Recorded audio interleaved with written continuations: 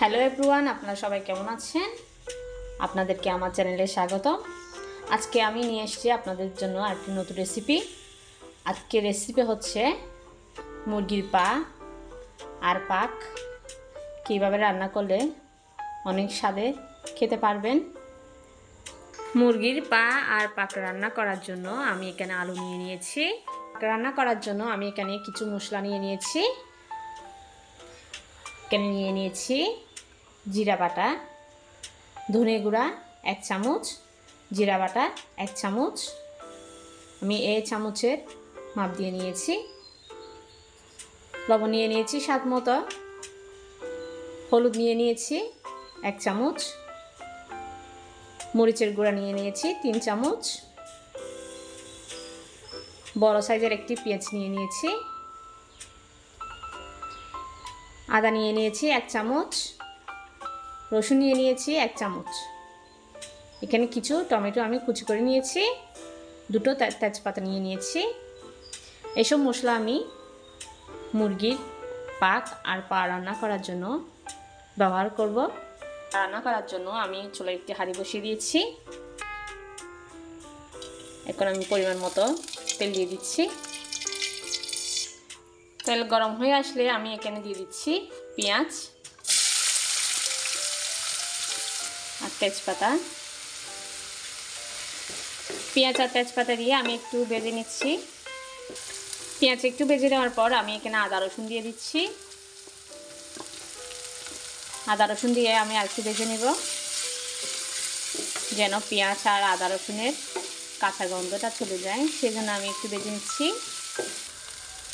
পেঁয়াজ আর আদা রসুন ভাজার পর আমি এখানে যেসব মশলা রেখেছিলাম সেটিও দিয়ে দিচ্ছি, টমেটো সহ। এবার একটু জল দিয়ে দিচ্ছি।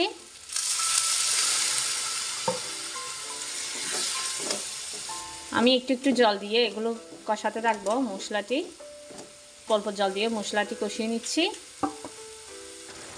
মশলা 2 মিনিট কষানোর পরে আমি এখানে দিয়ে দিচ্ছি যে আলুটি আমি কেটে রেখেছিলাম।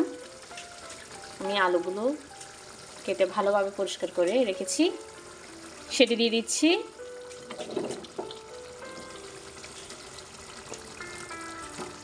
আলু দিয়ে আমি আরও 2 মিনিট কষিয়ে নিচ্ছি।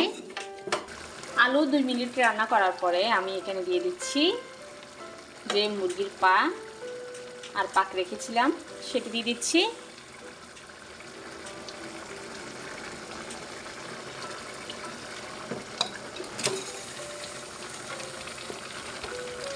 সেটি দিয়ে একটু ভালোভাবে নেড়ে চেড়ে নিব।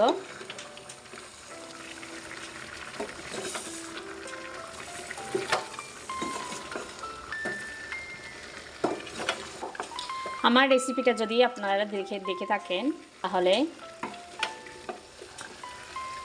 প্লিজ আমার চ্যানেলটিকে সাবস্ক্রাইব করে দিবেন, লাইক দিয়ে পাশে থাকবেন। মুরগির পা আর পাক 1 মিনিট ভালোভাবে নেড়ে ছেড়ে রান্না করার পর আমি এখানে জল দিয়ে দিচ্ছি পরিমাণ মতো। মুরগির পা আর পাকের মধ্যে জল দেওয়ার পর একটু নেড়ে ছেড়ে আমি ঢাকনা দিয়ে ঢেকে দিচ্ছি এগুলো সিদ্ধ হওয়া পর্যন্ত। ঢাকনা দিয়ে 5 মিনিট রান্না করার পর আমি ঢাকনাটা উল্টিয়ে নিচ্ছি। এখন দেখবো আলু সিদ্ধ হয়েছে নাকি।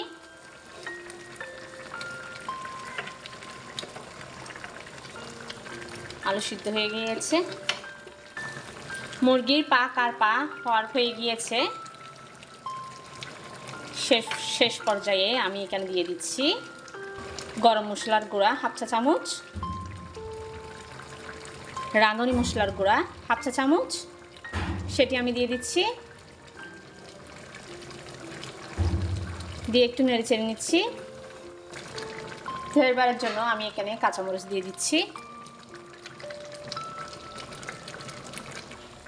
এখন আমি ঢাকনা দিয়ে আর 2 মিনিট রান্না করে নিব। আপনারা হয়তো দেখতে পাচ্ছেন হয়ে গেছে আমাদের মুরগির পা আর পাক রান্না করা।